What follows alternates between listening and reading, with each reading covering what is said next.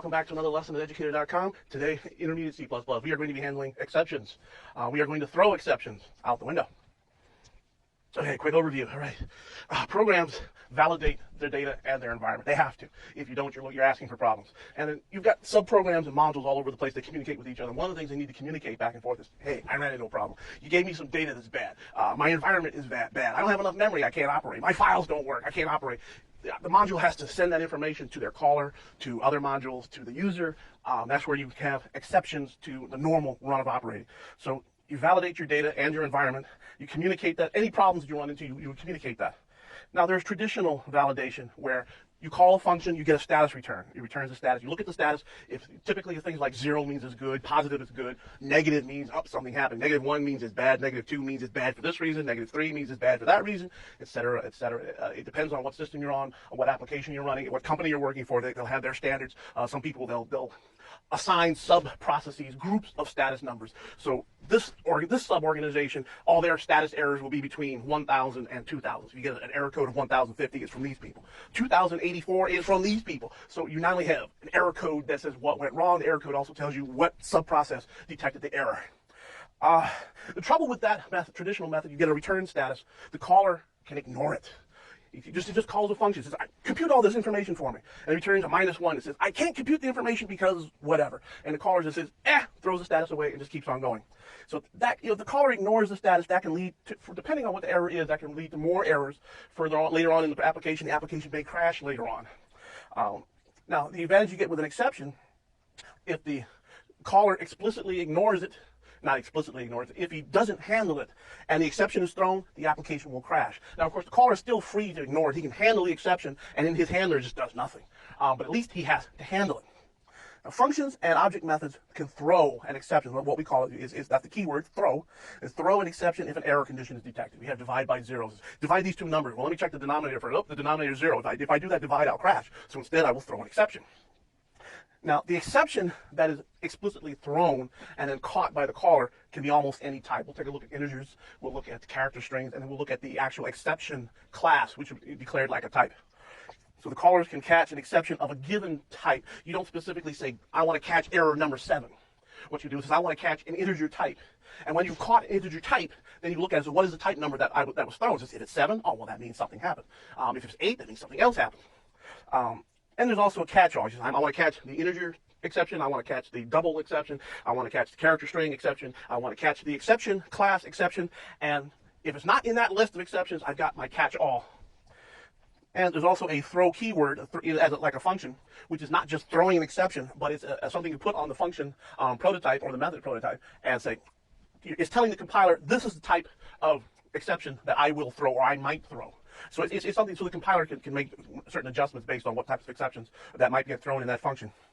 Now, you have an exception class, which can be used as a type, which can be thrown. You can also derive, since it's a class, you can derive other exceptions from that. And in the standard library, there are already several that have been derived from the exception, and we'll take a look at 1 or 2 of those. But you don't have to. You can derive your own class independently. So this is going to be my exception, which is not derived from the exception class, and you can throw that as your type. Now, you may want to do that in cases where you need more information than what the standard exception class gives you. The standard exception will say what, which is this, something bad happened. Whereas you might want to say, well, I want to say something bad happened, plus I want to have an error code, plus I want to have a severity code. If the severity code is between 0 and 1, 0 and 5, forever, say, don't worry about it, just information. If it's between 6 and 10, you say, hey, this is pretty bad, you might want to think about doing something. If it's above 10, you say, hey, close down the computer, stop processing, this is a very, very bad error. And those are the things that you can define in your own exception class if that's what you need to do. Okay, something went wrong, now what? You always have to validate your data.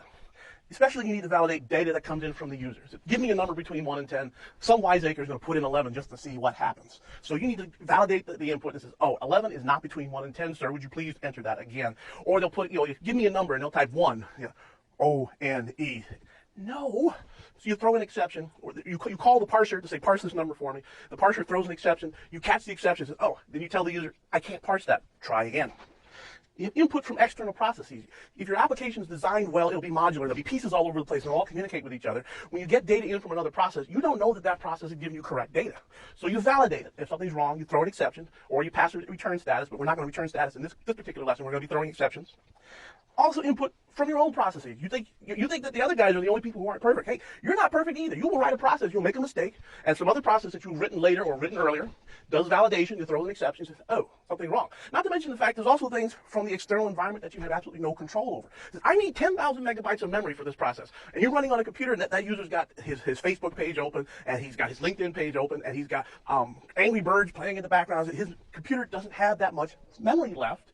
So you need, your environment says, I need to throw an exception. I can't get enough memory to process. And you as a programmer have absolutely no control over that. So you need to validate different things. All right.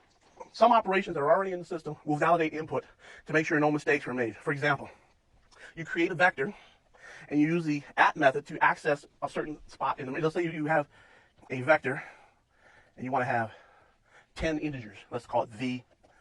So there will be 10. Now, as I'm sure you are aware, I don't have to remind you of this, this gives you an index between 0 and 9. Is a very typical mistake that new people make, is to access 1 through 10. Well, 1 is good, 10 is out of range. That will throw an exception. It will give you an out of range exception. So you can, if anytime you're getting your index from some other process, says, the process calls you, I need this data for data number 10, you can validate that by, you can either test it yourself, say, let's put something here. If the index that's passed into me is greater than the current size, actually greater than or equal to the current size, then you can throw an exception. Or you can just drop it into, say, give me the, oh wait, not like that, let's erase that. We're going to do this right. We're going to access the memory location for that vector V at the index given in IDX. And that can throw an exception. Then you could catch that exception, do something with it. It could be you want, oh, I don't like this exception, there's nothing I can do about it. You can throw your own exception back to your caller, or you can print a message that says, hey, this is wrong, I can't access this, or you can do an error log, or whatever needs to be done to handle the fact that your input data is wrong. And many of the other operations that we've seen have to check the external environment. For example, you open a file stream. You open an input file stream. I need to know, is that file there? I want us to open it and start reading it. Well, what if the file's not there yet? Well, there's a couple of ways of looking at it. You can turn on the exception processing that says, if I try to open a file and it's not there, throw an exception. Now, there's other operations that you have to be careful of. They do not check for the error processors, but it can still crash. And the two classic examples are divide by 0 and dereferencing a null pointer. So if you have something that's defined to be a pointer to an integer, let's say you initialize it to 0, that's a null pointer. Don't try to access it until you actually point that to an actual integer in memory. If you try to access it first, before it's been set to something valid, you'll get an exception. Unfortunately, that's not a very good exception, which we'll talk about later. Okay, we have different error checking methods. The traditional method, validate the input, then return a value. So you have something, a function declared f1 and some parameters. And so inside your function, you'll be doing all your processing. And then you say, oh, I found a problem. Let me return this problem to the caller. So we'll return -1 or whatever the error code is. So when the caller calls the function, it can test that the return status. So if it's less than 0, I have a problem. I need to do something about this problem. You can also give an output parameter that returns the status code, because sometimes you want the return value to be like a function, like you're calling cosine. So you want the cosine of the degrees or angle, whatever, to be returned as a double. You don't want to use that as a return status. So you have an additional parameter at the end of your calling, which, it will be a reference parameter or a pointer parameter, so that you can actually modify that. So the caller provides you a parameter that says, put your error code here. So it'll call your function. You can find out if everything's all right. Everything's all right, you leave it set to 0 or whatever the OK status is. You find a problem, you set the status to something that means it's not OK. And then you return whatever your value, because it might be a situation where the value is still good, but you need to inform your caller that something is like you're almost out of memory. So here's the correct value. Here's information that says you need to do something because we're running out of memory or we're running out of resources or whatever. The next time you call me, I might crash altogether. So you have an actual return value and a return in the parameter as a status code. Then the caller can read that status, either as a return value or as a return parameter, and do something about it. Take some action based on the value of that status code or not.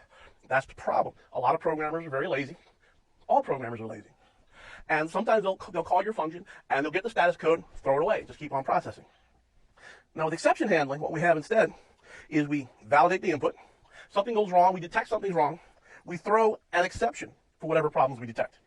The caller has to provide a handler for that exception. And as I mentioned earlier, he could just provide an empty handler so he can still ignore it. But at least he has to actively ignore it. He can't just forget to do something about it. So the handler takes the appropriate action based on which exception happens. If he doesn't have a handler and the exception is thrown, the application crashes right there, right now. It doesn't sit around waiting for you to make the problem worse by proceeding just because you ignored the problem. And because you have a situation, hey, I can't write any more information to the disk. Okay, fine. Here's some more information. Write it to the disk. Well, sooner or later, things are going to crash anyway. If you have a problem that should prevent processing from proceeding, you need to stop processing now. Or depending on what the exception is, what your application is, maybe there's something you can do about it. Hey, oh, you're running out of resources? Well, I've got a bunch of stuff here. I can free those up. Let's free those up, and then we'll go try again. Depends on your application. What are you doing? And the all too typical lazy way, there's something went wrong because the application crashed. It didn't necessarily crash at the point where the problem was first detected because the programmer was too lazy to do something about it. But somewhere along the line, the program is going to stop running because there's a problem when it should have said, hey, I've got a problem. I need to close down gracefully. You generally would rather have a graceful close than a crash because there's a number of problems associated with crashing that we don't want to talk about. Not to mention the fact that it makes the programmer look bad. Okay, back with traditional error checking. We'll have an example here. Here we have an integer status. We're going to call a function. We'll pass a couple parameters in. And that function does some arithmetic. It does some testing. It says, hey, P2 is bad. It's out of range. It's pointing to the wrong thing. It's ironic. Whatever the problem is, I've got a problem. I'm going to return a -1. So the caller here takes that status. It says if it's less than 0, oh, I've got a problem. And so we print out to the C error output. Error. It'd probably be good to have some more information, like what the exact value of the status code is in case there is information there. Sometimes you can use that code to look up at a table and say, oh, this is what the problem is, and print that out. Whatever it is you need to do, something needs to be done. And I forgot to put the semicolon there. How about that? More online debugging. And so if it's not less than 0, if it's 0 or more, that means everything went fine. Okay, then we'll have your else statement here. We'll just go do our normal processing. And this gets to be a little tiresome for programmers occasionally when you're writing code, because you could have several of these functions in a row. I got call a function, check the status, call a function, check the status, call a function, check the status. So you've got if the status is bad, do something. Otherwise, go call something else. So you could very easily get your nesting to become very deep. So as you call a function here, call a function here, call a function here. Every time you call a function, you got to check the status again before you proceed. Now, the other way, you still have the same issues with the nested ifing statements. We have the integer stat, and we say, well, this happens to, it counts the data, returns the number of bytes. So that's our function, and P1 is some parameter, and here's our output parameter that says, this is where I'm going to put the status. And in this case, instead of doing an if test, I use a switch.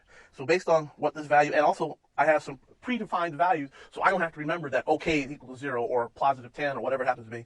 So we'll do our normal processing. Of course, there has to be a break after each case. I didn't put that in there for lack of space.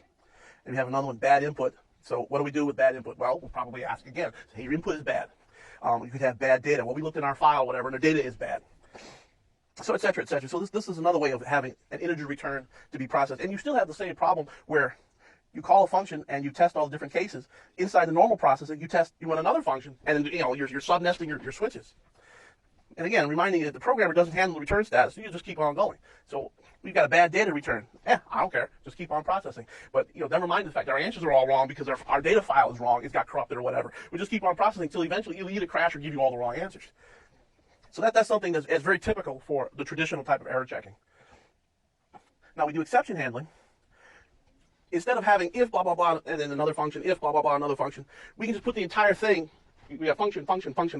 Any one of those functions might throw an exception. So you just write your code as if you have nothing to check for. And the code looks cleaner. It's much nicer. And then at the end of your try catch, you've got your catch that can catch any exception that any of those functions might throw.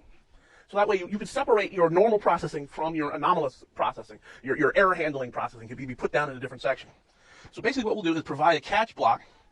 I call it try block or try catch block because the try is open brace and closed brace, and it has to have a catch, at least one catch, which is why people call it try catch block. But the try block is the try part. Then we have a catch block for each type of exception that could occur that might be thrown. And of course, there's a catch-all that'll catch anything. It'll catch the first one that matches the type, and if it doesn't find any type, there's a catch-all that will catch whatever might have happened. So it's useful for exceptions that aren't handled elsewhere. Now, if you come from other languages such as Java or Pascal or something, there's no finally block.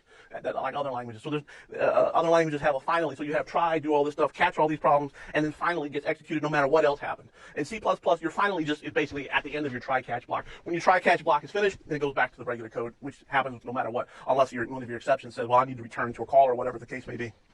So if the code throws an exception that's not handled, the application crashes right now, right there at that spot, which may be what you wanted to do because, we get an error that says, hey, I can't write to my disk space. My disk is write protected or whatever it is. So we might as well not stop working.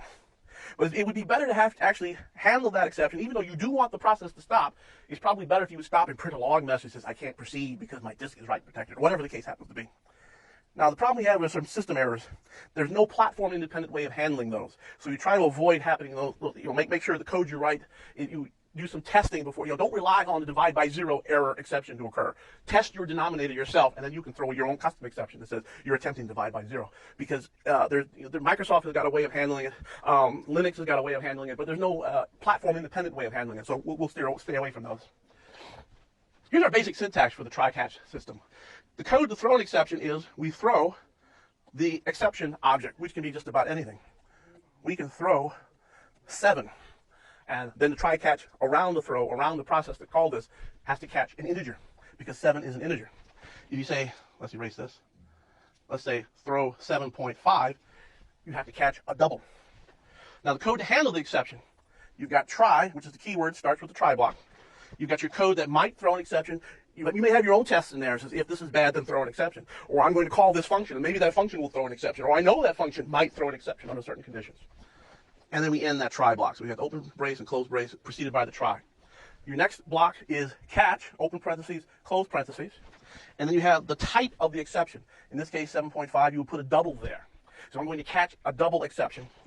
Now, if you have something like a simple type, you don't need the reference operator. But if you have a class type, it's a good idea to have the reference operator. And then you have the exception variable. Now, you don't have to have the exception variable, but then the exception variable will have information, or should have information, about the exception that was caught. Sometimes you don't care. If any exception happens, that's a problem. I'm just going to print a log message and stop processing. Other times, like throw 7.5, you want to get this variable here and say, if the variable is equal to 7.5, that means this bad stuff happened. If it's equal to 8.5, that means this other bad stuff happened.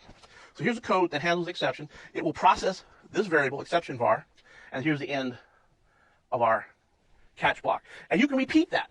So I want to catch the int errors. I want to catch the double errors. I want to catch the exception class errors. So you can have as many of these as you have errors that you can catch. So you can have a big, huge try-catch section. So you can have try, open brace here, process, function call, etc. Any one of these could throw all sorts of different types of exceptions. And at the end of it, you have catch for this type of exception, catch for that type of exception, catch for this other type of exception. So all these different types of exceptions can be caught one after another. And then finally, if all else fails, you've got your catch-all, which has 3 decimal points inside your parenthesis, which is generally your last one. Or you may not have to have that all because, I know I've got all possible exceptions handled above this, so I don't need a catch-all. Like I say, the reference operator, as I mentioned, is recommended if you're having a class exception. But if you're throwing an integer type, you don't really need that because it's just going to copy the integer into that variable. So here's an example exception. We're going to run this. If you type all this stuff right in your program, you'll get an exception, and your application will crash if you have this code just like this. Because this is a common mistake. I said is it confused 1 to 10 with 0 to 9. So we're going to start at 1, and we're going to keep going until we get to 10 in this for loop, incrementing IDX for each loop, and we want to set IDX equal to the integer times 100. So you get to 10, ain't going to work. And again, reminding you, this is different from the array operator, which doesn't test for range boundaries.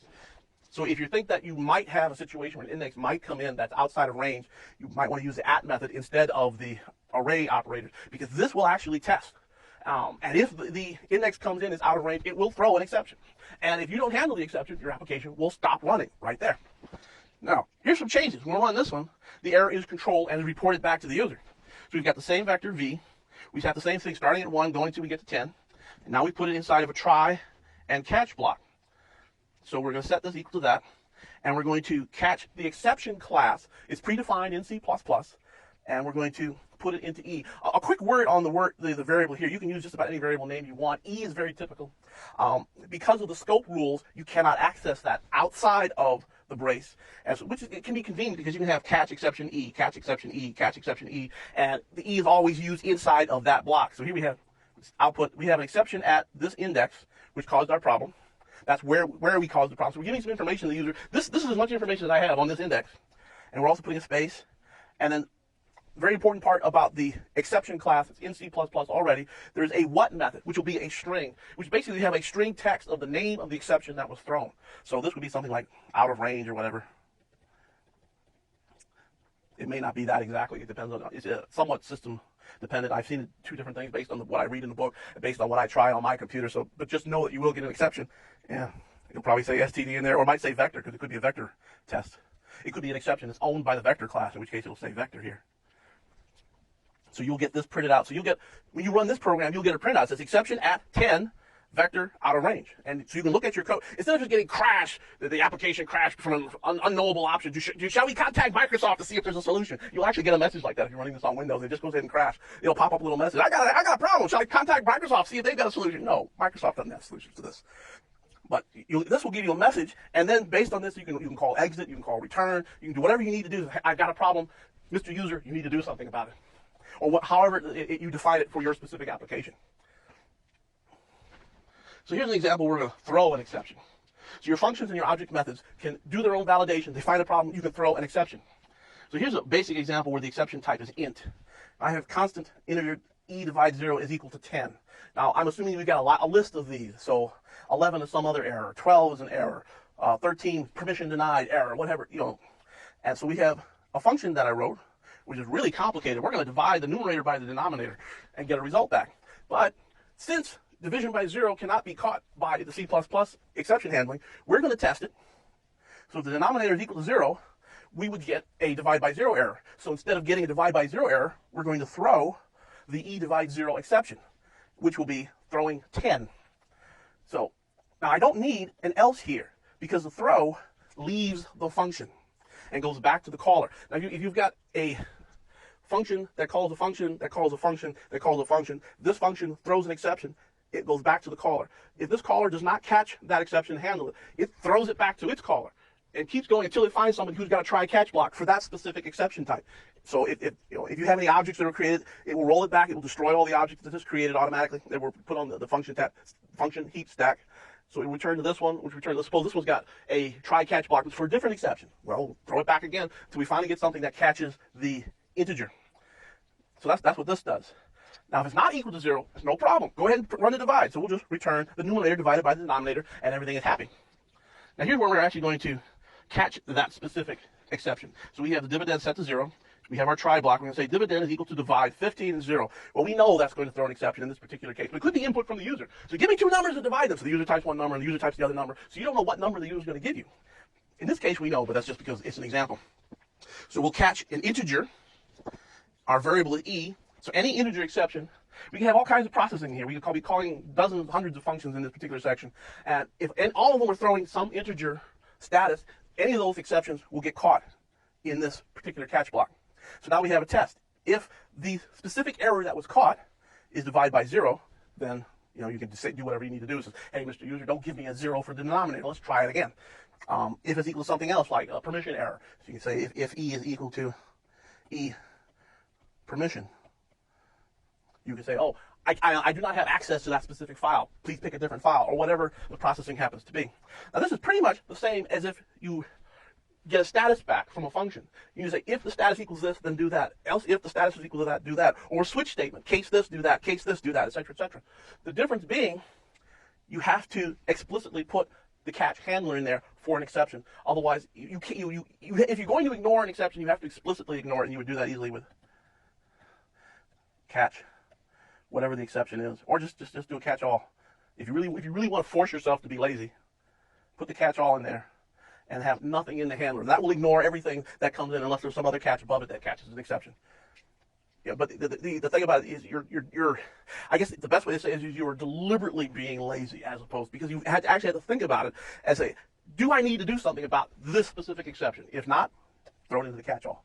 As opposed to the traditional way, it was very easy to just forget to do it because there was nothing in the system that forced you to handle the errors and exceptions. So the exception handling system forces you to handle, at least to catch an exception, even if you don't do anything with it. So here's a cute thing. You can pass a character string as an exception because it's automatically documented. You don't have to go look up, error code 408, what does 408 mean? You can actually give yourself a string. It says throw divide by 0. So we have a very similar function where I change the names of the parameters to protect the guilty. So if the denominator is equal to 0, we're going to throw a character string divide by 0. This is what your problem is. You don't have to look up an error code. This is the string. This is what you did wrong. You tried to divide by 0. And if you didn't, we're just going to return the actual division. So here we're going to catch a constant character pointer. So what will happen when this exception gets thrown, E will point to this character array. So now you can just print that out.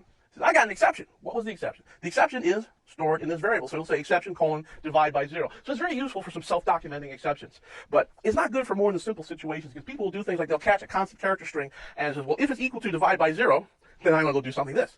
If it's equal to, in quotes, permission denied or whatever, then I'm going to go do that. That can be troublesome, that can be tiresome. And if someone goes in there and says, oh, this guy misspelled divide, or we've got a new policy, everything should be lowercase. So you're comparing this to this, it won't be equal now, the code stops working. So that's why one of the things that it's advantageous to use a code or an actual explicit, which we're going to talk about later, an actual explicit exception class that means divide by 0 or whatever it is. You can actually catch that specific type, divide by 0, and then do something about it. But so it's not good for more than simple situations because of those types of problems. But it's really great for something simple. It's not too complicated. I get a problem, I throw the string, I catch the string, print it out. Hey, something screwed up. And away you go. So here we're going to derive from the exception class. You could just throw an exception, because there is an exception class that's already provided. But it will just, say whatever the type of exception is. If it's just you just throw the exception, it'll say exception, which may not be very informative. So what you can do is derive a special exception class from the main exception class. And some good examples to do that is you don't care exactly which subclass of exception can be thrown. So you've got your function. Each one can throw a divide by 0 exception, a permission denied exception, and all these various other exceptions. You can just catch the main exception class. So all of those are all being derived from the exception class. They'll all be caught in that specific catch block.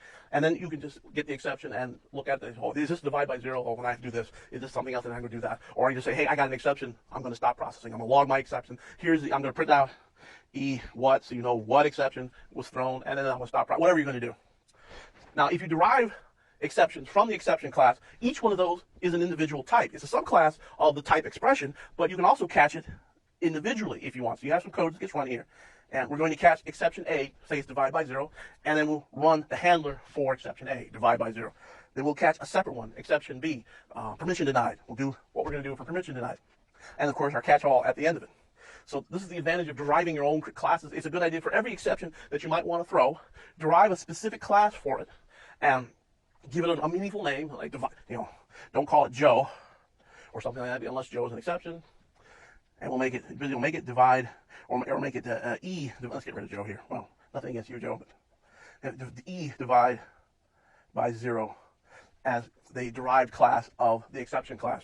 For each class that you think you might throw or you might want to have in your system, is come up with a different one. Each application, each module in your application can include that definition. You can put all those in a nice header file, and everybody will be on the same page, and things will work very nicely this way. So here's an example of how you derive a class from the exception class. Of course, you need to include the definition of exception. You can have exception just in there if you're just using exception. But if you want to derive subclasses, then you need to get the definition of exception included into your file. So here we're going to just define exception A, which derives the public portions of the exception class. Its public section, we need to overwrite the exception's what definition. So it's a constant. We're promising to return something that doesn't change, a character pointer, and we're promising not to change anything else. And we're not going to throw any exceptions ourselves. We're going to talk more about this in a bit. And then, so the what will return the character string constant exception A. So if you catch exception A and then print out, you say, hey, we've got exception A as a problem. Or if you catch exception and then print the exception what using polymorphism, it'll go to exception A and print out exception A. So you know, oh, I've got an exception A problem. And now we also need to declare that object of that type so that we have something that can be thrown. So here's a process that's going to throw exception A.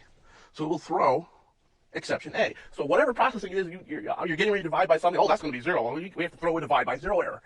So we've got the class, which is subclassing to the exception class, and we're also in that same statement defining an object of that type, which gives us something we can throw. Now when we're catching it, we're going to catch the class name. So I just happen to capitalize it just because I like to capitalize class names.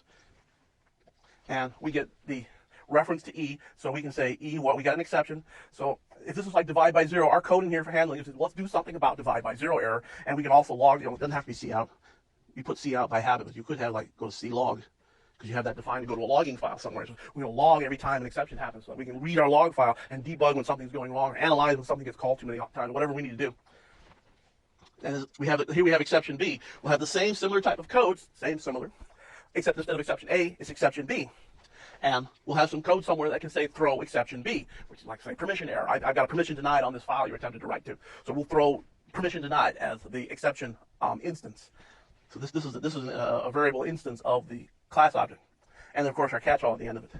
Or the alternative, instead of having one for each specific type of exception, since they're all subclasses of the exception object, exception class, we just catch exception.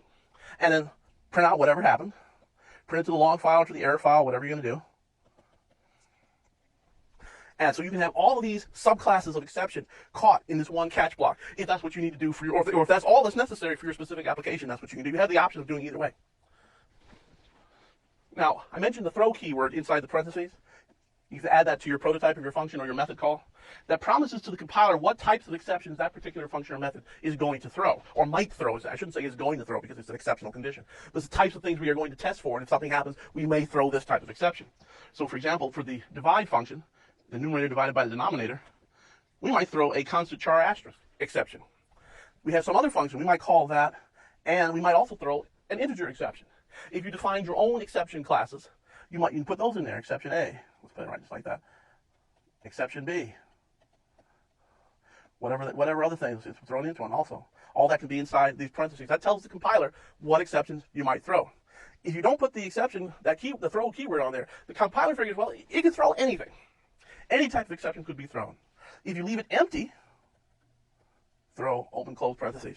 That means that function is promising not to throw any exceptions at all. So I'm going to very carefully test everything and make sure there's no problems, and I'm not going to throw an exception either directly or indirectly. I'm not going to call some other function where that function might throw an exception and bubble back up to me. So I'm going to keep my code very simple, very straightforward. I'm not going to do anything that might throw an exception. And that's a promise made to the compiler, so the compiler can implement whatever things it needs to do behind the scenes.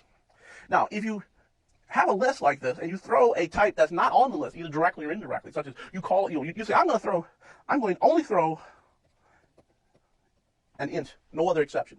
And you call some function that throws a double exception or exception A or whatever other exception, and it comes back to you. If you don't have a catch for that in that function, normally that would just get thrown back up to your caller. But you promised the compiler you aren't going to throw any such types of exceptions. And so the exception won't get caught, the application will crash. So make sure it's something that you have to look at when you're designing your system. What are we going to throw? What can my callers throw? If you call a function, they throw a double or exception A, you catch that, and it's, oh, I've got a problem here, but I can handle it, or whatever else. And then, or just, you might just be converting it. So you're calling some legacy code or some code from some third-party vendor. So your company says all of our exceptions are going to be integer, but we bought this package from this other party. They throw all kinds of exceptions. We have to still take care of that. So they throw a double exception. We catch it. Oh, that's an exception of this type. Based on this, I will throw an integer type because that's our company policy. And then whoever called me will get an integer type to exception that he can catch. So that's this keyword. Now, you don't have to derive your exception from the exception class. You can just, especially if you need more detail, all the exception class tells you is what. And it will say bad allocation. Is it index out of range or whatever the exception happens to be. You might need more information. There are a lot of systems out there that we want an error code. We want a description. We want a severity code. It says if the severity is greater than this, then you need to do something. So no problem. You define your own class. Here we have one that's called detailed exception. We're going to keep an error code. I call it E code.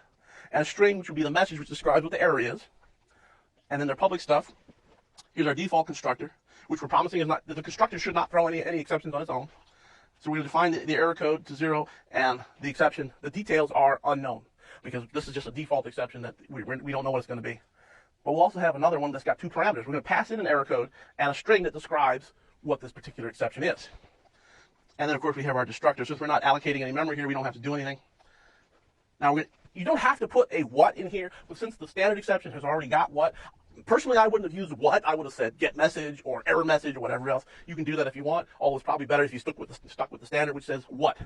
So we have a virtual constant string what that returns the message of this particular exception, divide by 0, or that file cannot be written, or whatever the error is. But we need more information. Okay, now we have the string, but I also want something that I can test easily with a switch statement or a case statement or a if this is equal to that, and not have to worry about what the actual message is. So let's have not only do we have a what, we have a which. Which error is it? So if it's equal to 10, okay, that's error code 10. That means that whatever happened. And we don't need to declare an instance in this particular case. We just have the class. So we now have our own very own specialized exception class that we can use, detailed exceptions we can use for all of our exceptions, or you can subclass that to specific detailed exceptions where, let's say we do the subclass of divide by 0, and say the default string is divide by 0. The default error code is 10, 12, whatever the error code you define it to be. Now when we process it, we can throw a detailed exception, and at this point we know what the error is. We've got an error code 15, and the string is ouch. Ooh, something happened. So this will call this constructor, construct a exception object of this type, and then throw it, and it has to be caught. So the try-catch code here we have the type is being caught is detailed exception. Here's our reference variable again. So now we already know we can say e.what. So what we have here is we have the error code is e.which. Now at this point we can have some testing. So if e.which is equal to 10, that means go do this. If it's equal to 20, that means go do that. And it's much simpler, much easier, and a little more, slightly more efficient than testing if the string is equal to all of these letters. And if someone goes in and says, well, let's change all the error codes to Spanish, because we've got a Spanish customer. Well, now if you're testing on the strings, that's not going to work anymore. But the error codes will still be the same error codes. And you just print out e.what. Now, speaking of Spanish, you might even add additional stuff in here. It's where the what method actually looks up what is the customer's native language. If it's equal to Spanish, then we'll say we got to print out the Spanish error message. If they're French, we'll print out the French error message, etc., etc. So it's another example, another good advantage of defining your own exception class. Now, we get back to the system exceptions. Don't rely on system exceptions. Don't say, well, if I'm going to do this arithmetic, if I get a divide by 0, not a problem. It'll throw an exception. Actually, it won't. It'll just crash your system, and you can't catch divide by 0 except in special circumstances. If you want to have a platform-independent system, divide by 0, try to test for your arithmetic. If this variable is equal to something, this, you might get a divide by 0. If this variable is less than this, we might get a divide by 0. So check that, and if those conditions are true, throw your own exception. Because if you could try this. You can write some code. Int a is equal to 10 divided by 0. And it'll throw an exception. You can try and catch it. It won't get caught. Now, like I said, there are platform-dependent ways of catching these types of errors, but we try to be platform-independent. Another one is null pointer dereference. If you have, or a character is more typical. So we have a character pointer C, and it's equal to 0 or null. And you want that to be equal to something, so generally you say equal to strdup, and you pass in some text. So that'll allocate memory, return a pointer, and put that in C. Suppose you run out of memory. The definition of strdup and other types of functions that allocate memory is if it can't allocate any more memory, it won't throw an exception. Strdup does not throw an exception. It will just return a null pointer. So C will be equal to null. And you cannot catch that. You can't just say, oh, I'll just wait for the strdup to give me an exception. No, it won't happen. So what you have to do is, if you really want to be thorough, test this to see if it's equal to null. Because if it's equal to null, that means your system has run out of memory. So test for those conditions. Now, you don't have to do that all the time, especially for something like this. It's something simple. I only want 2 bytes. It's unlikely, if the system's run out of memory so badly they can't spare it on the 2 bytes, it's probably crashed already. But in general, if you're going to allocate a whole ton of memory, we need to allocate thousands and thousands of bytes, and we're going to use malloc or new or whatever. Actually, new will throw an exception, but sometimes you need to use malloc, and it won't throw an exception. It'll just return you null. So, I didn't have enough memory for you, so I'm just going to give you a null back. So you test that. If it's equal to null, we run out of memory. So then you can throw your own exception to your caller. Your caller can then catch that. Or if you can handle it yourself, you handle it yourself, write your own code for that. So you can define your own exceptions for that. So test your denominator before you divide. Is this equal to 0? If it's equal to 0, let's not divide. Check your memory allocation. Has this memory allocation been successful? It was not successful. Let's throw my own exception. So we define a custom exception that says I run out of memory, whatever you want to call it. So let's move on to the next. And this was another exceptional lesson, of course. But I think the exception is going to be thrown out the window. And well, that's it for today's lesson on intermediate C++ about exception handling. We'll see you at the next lesson.